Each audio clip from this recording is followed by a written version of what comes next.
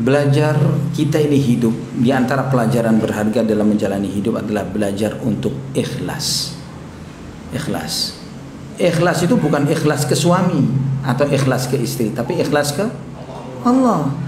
Inna salati wa nusuki wa mahyaya wa mamati lillahi rabbil alamin.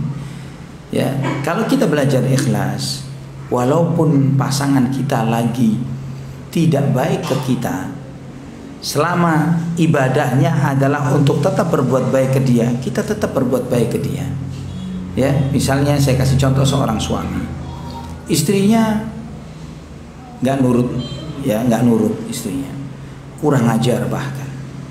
Tapi dia sebagai kepala rumah tangga, sebagai suami, tanggung jawabnya bukan cuma ke mertua, tapi ke Allah untuk mencari nafkah, ya, mencukupi kebutuhan keluarga, memenuhi hak dan tanggung jawabnya. Nah, ini amanahnya ke Allah.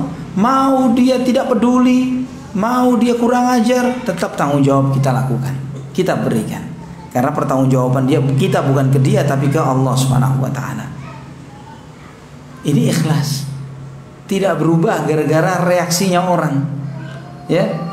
Dan kita ini dituntut ikhlas, dalam hidup ini dituntut ikhlas.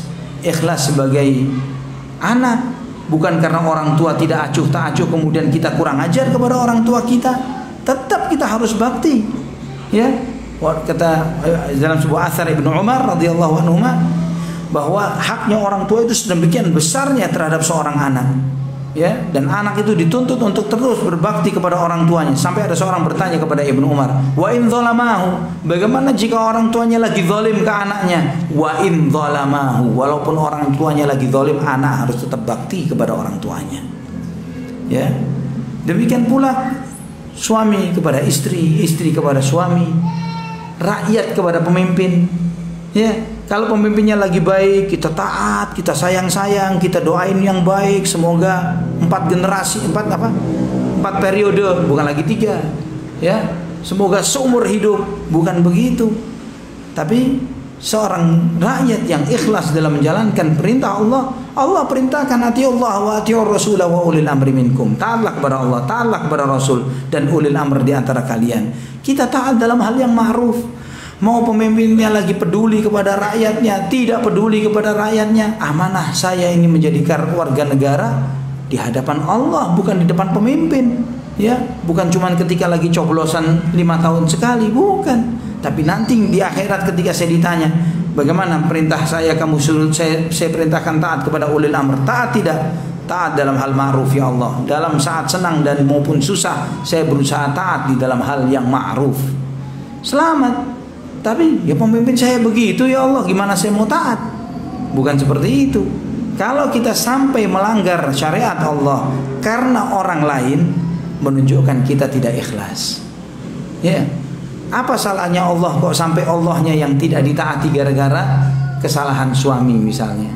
Ya, suami yang salah, kita yang durhaka kepada Allah. Enak suaminya masih dapat perempuan lain. Kitanya sudah dikhianatin, istilahnya istri itu tadi, sudah dikhianatin, malah jauh dari Allah lagi. Terus dapat apa? Dunia nggak dapat, akhirat nggak dapat. Sayang. Tetap baik sama Allah Subhanahu wa taala, tetap istiqamah. Jika baik dan istiqamah kepada Allah, wa may yattaqillaha yaj'al lahu makhraja. Orang yang takwa kepada Allah pasti dikasih jalan keluar oleh Allah. Pasti Allah kasih jalan keluar. Bisa jadi suami taubat, ya, dan menyesali perbuatannya, jadi baik lagi, rumah tangga jadi baik.